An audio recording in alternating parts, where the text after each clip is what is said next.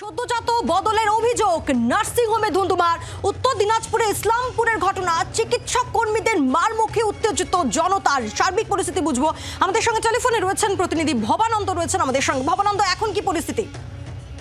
দেখো, পরিস্থিতি এখন অনেকটাই স্বাভাবিক হয়ে গেছে, কারণ ইতিমধ্যেই সেই শিশুকে নিয়ে তার পরিবারের সঙ্গে আলোচনা চলছে কিভাবে সেই শিশু তাদেরকে বুঝিয়ে দেওয়া যায়। যে ঘটনা কালকে ঘটেছিল, গতকাল রাতে সেই ঘটনা, একটি কন্যা সন্তান জন্মানোর পর তাকে একটি শিশু পরিবারকে দেখিয়ে বলা হয় এটা আপনাদের সন্তান, এবং তার কিছুক্ষণ পর অর্থাৎ 20 মিনিট 25 মিনিট পর আবার একটি সন্তান নিয়েছে, পুত্র সন্তান এনে বলা হয় এইটি আপনাদের সন্তান।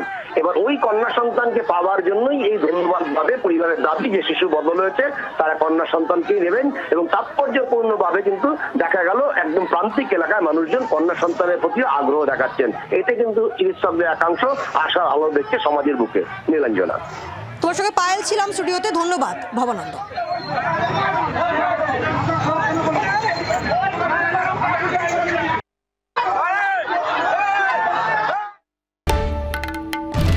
বাংলার আওয়াজ, বাঙালির আবেগ, জি 24 ঘন্টা।